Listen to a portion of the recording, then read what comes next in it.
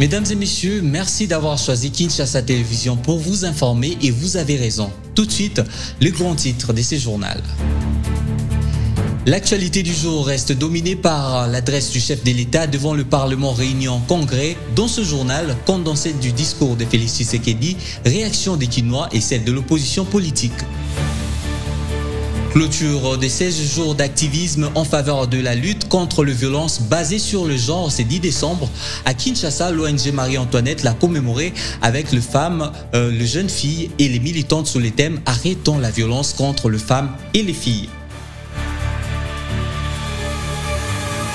Mesdames et messieurs, bienvenue dans ce journal.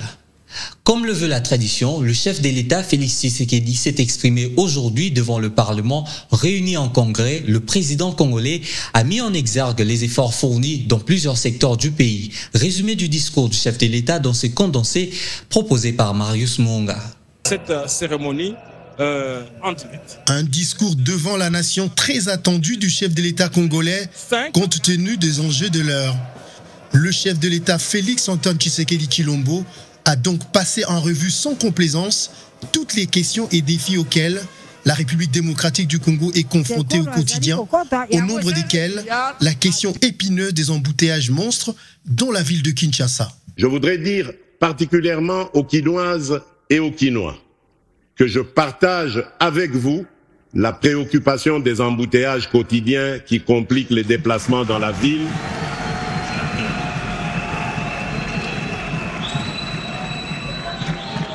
La préoccupation des embouteillages quotidiens qui compliquent les déplacements dans la ville et augmentent le coût de la vie pour nos concitoyens. J'ai instruit le gouvernement de procéder à une évaluation approfondie des mesures existantes et de proposer dans les jours à venir des améliorations ou ajustements significatifs pour remédier à cette situation.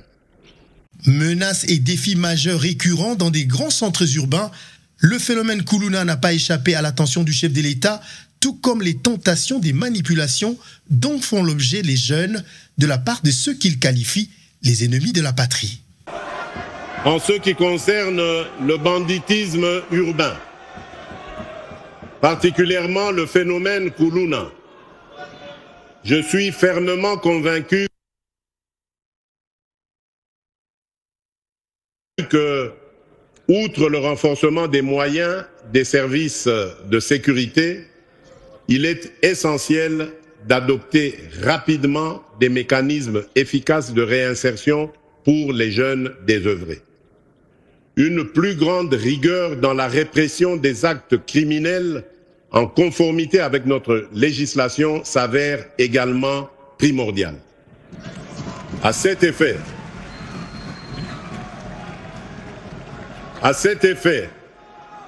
le gouvernement a lancé le processus de dotation en matériel roulant à la police nationale et aux administrations et aux administrateurs de territoire pour leur itinérance. Aussi, dans le cadre de la participation directe des citoyens à la gouvernance sécuritaire, il a été mis en place des comités locaux et provinciaux de sécurité. Ce processus a déjà permis l'élaboration pour la ville de Kinshasa des plans locaux de sécurité dans les communes de Kisenso, Matete, Bumbu, Lingwala, Ngaba, alors que ceux des communes de Makala, Kimbanseke, Njili, Selembao, Massina sont en cours d'élaboration. Le chef de l'État ne pouvait pas ne pas évoquer la guerre dans l'Est de la RDC, sujet sur lequel il s'est étendu profondément. Touché par la tragédie et les cohortes, massacres, déplacements massifs des populations, Félix Tshisekedi a réaffirmé une fois de plus, au nom de toute la nation, toute sa solidarité avec nos compatriotes meurtris dans l'Est. Ces ennemis de la République continuent d'occuper une partie des territoires de Rutshuru, Massissi, Nyiragongo et Lubero, provoquant un afflux massif de déplacés internes. Aujourd'hui, près de 7 millions de Congolais vivent loin de leur foyer, faisant de notre pays l'un des pays les plus touchés au monde par ce drame humanitaire. je tiens à réaffirmer que nos efforts pour leur porter assistance et protection ne faibliront pas. Grâce à la détermination de nos forces armées et au soutien de la communauté de développement de l'Afrique australe, la SADC, nous avons repoussé les agresseurs et leurs supplétifs qui comptaient sur une victoire facile et immédiate.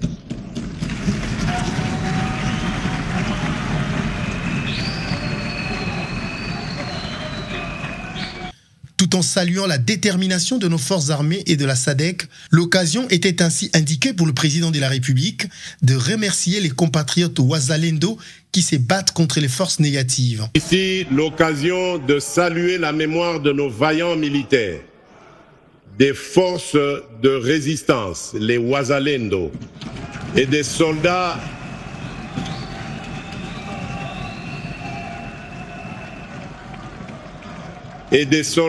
de pays amis tombés pour défendre l'intégrité de notre territoire, ainsi que celle de tous nos compatriotes injustement fauchés par la guerre, la violence, la maladie ou les calamités naturelles. En leur honneur, je vous invite à vous lever et à observer un moment de recueillement.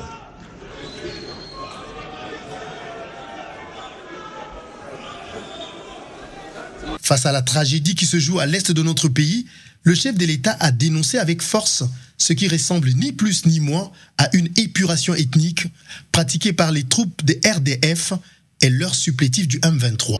Au-delà des déplacements massifs de population provoqués par la guerre, un phénomène alarmant s'observe.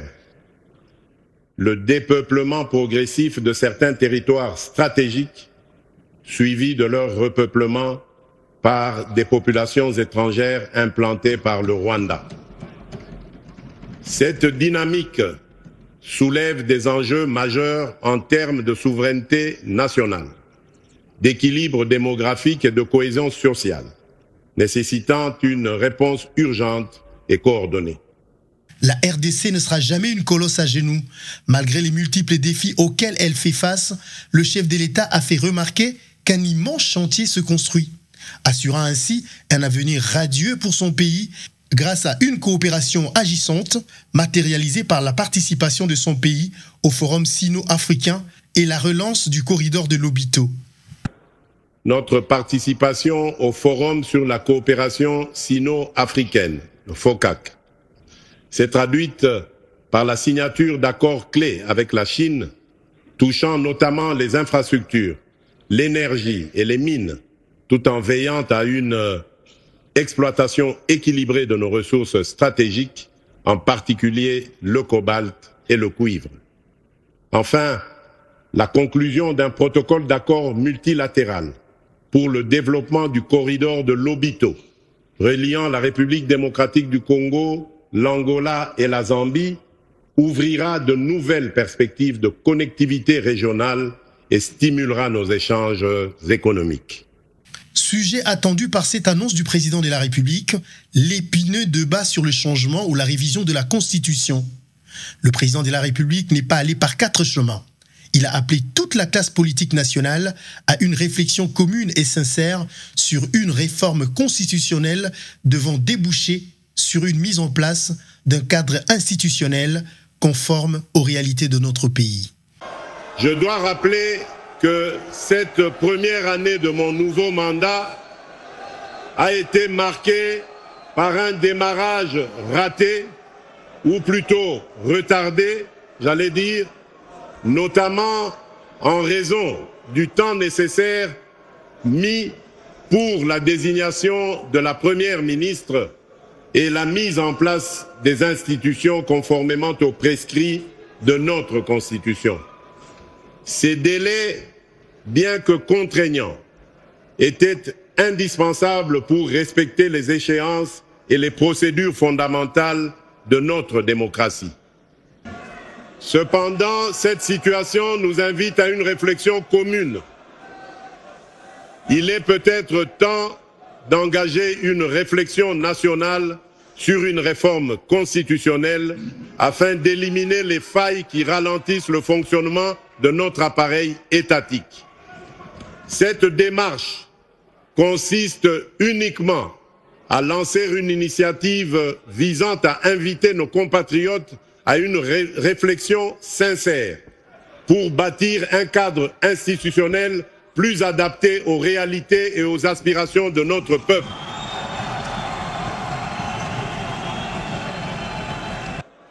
Je reste convaincu que malgré les défis, unis, nous pouvons transformer nos potentialités en richesses réelles, nos faiblesses en force et notre diversité en un facteur de cohésion. À tous, je voudrais redire, tout est possible à celui qui rêve, ose et n'abandonne pas. À Kinshasa, comme dans d'autres villes d'ailleurs, les discours du chef de l'État étaient suivis avec une certaine attention et intérêt. Aux environs du fief de l'UDPS, l'ambiance était plutôt à l'enthousiasme. Reportage de Christophe Piana et Victor Manzombi. Comme vous pouvez le constater ici, derrière moi, nous sommes à la 10e rue Limité, fief du parti au pouvoir UDPS, où les gens se sont amassés plein devant les écrans pour suivre le discours du chef de l'État Félix Antoine Tshisekedi sur l'état de la nation.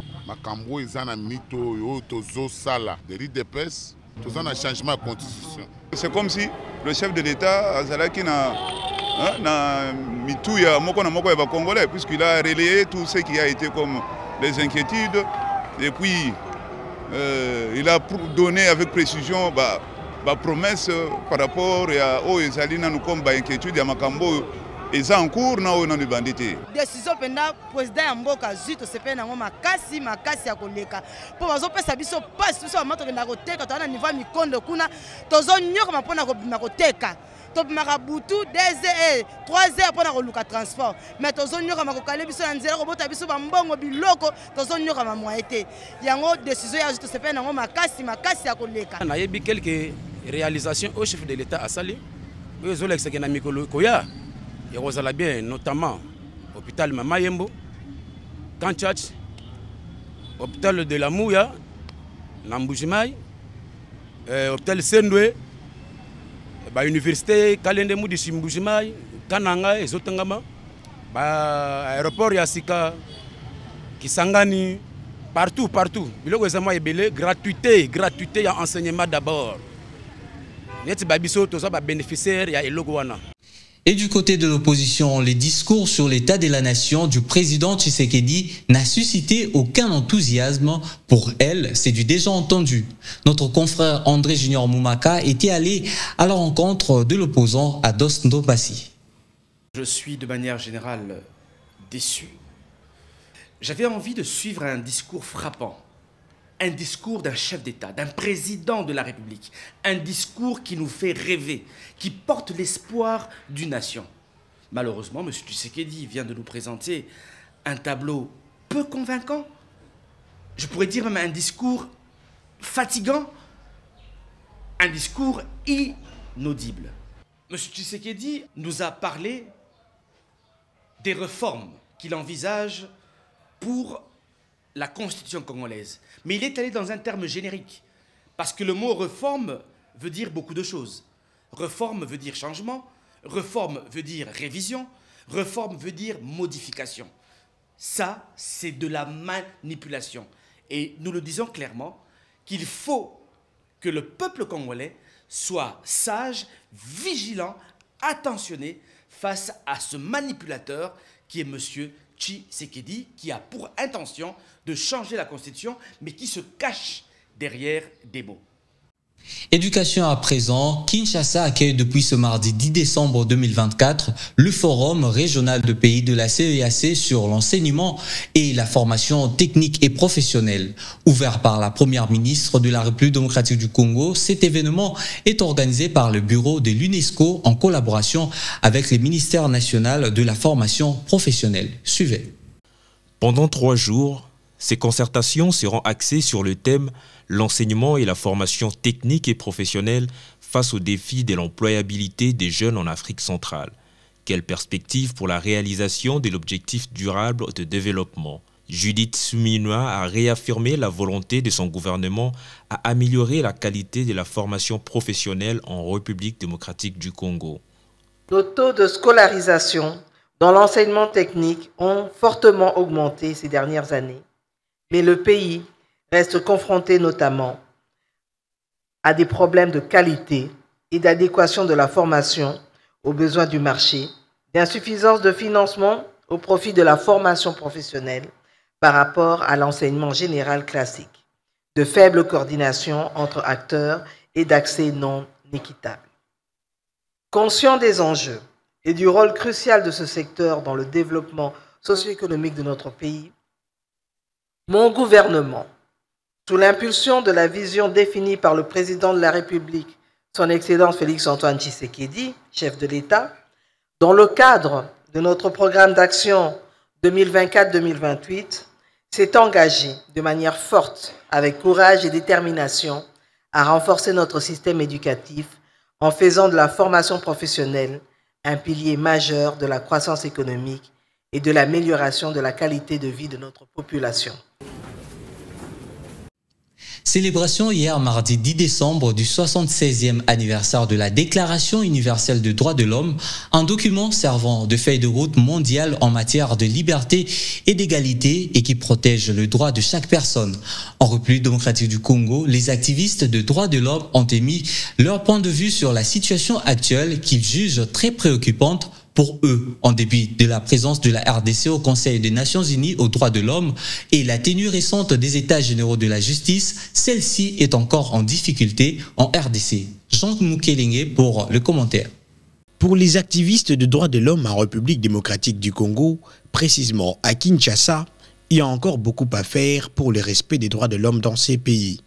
Plusieurs défis à relever, surtout en ce qui concerne les conditions carcérales des détenus dans des prisons, les conditions de vie des déplacés de guerre et autres. Jonas Tchombela, coordonnateur de la nouvelle société civile et du réseau des défenseurs de droits de l'homme et de la lutte contre la corruption, insiste sur le fait que le pays ne peut pas parler des droits de l'homme aussi longtemps qu'il y a parfois de l'interférence politique dans les affaires judiciaires.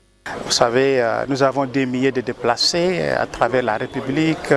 Nous avons nos cachots, les lieux où on détient les prisons. Vous connaissez ce qui s'est passé dans nos prisons. Donc la situation n'est pas chaotique, mais elle est inquiétante. De son côté, Liévin Gibungula, lui aussi activiste des droits de l'homme, a adressé un tableau lamentable de la situation des droits de l'homme en RDC. Est-ce qu'aujourd'hui, il y a les droits à la vie au peuple congolais? Est-ce qu'il y a les droits à l'alimentation? Est-ce qu'il y a les droits à l'éducation? Ils ont droit au travail? Est-ce qu'ils ont droit à la santé et à la liberté?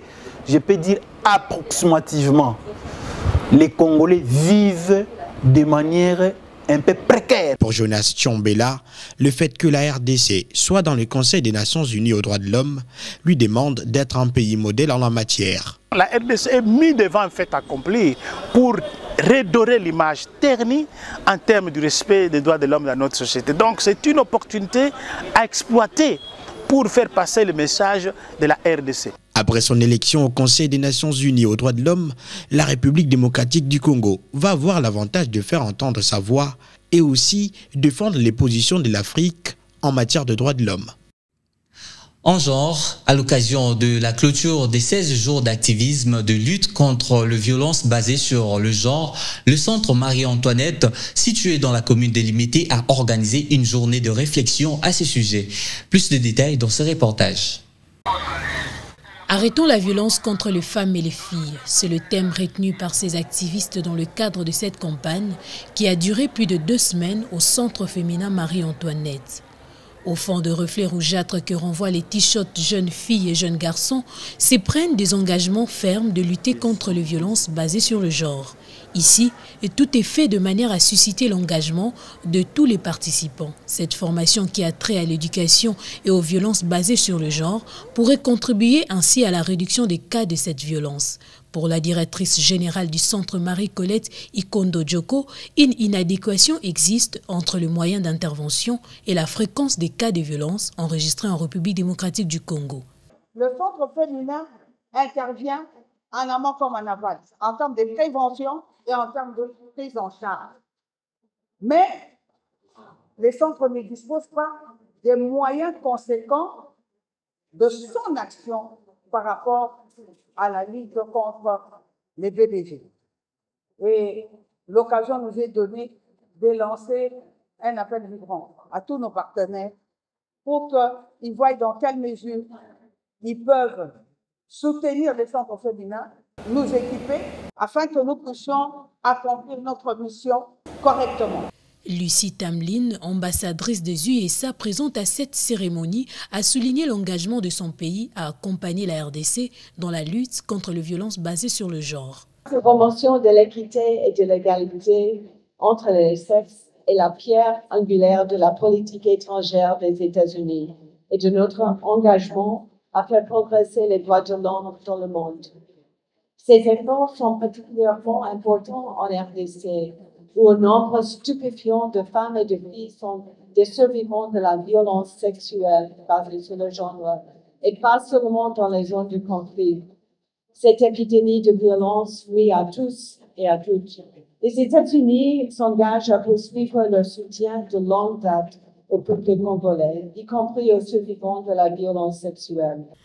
La RDC enregistre plusieurs cas de violences basées sur le genre, surtout dans sa partie est, à cause de la guerre d'agression rwandaise qui dure depuis plusieurs décennies.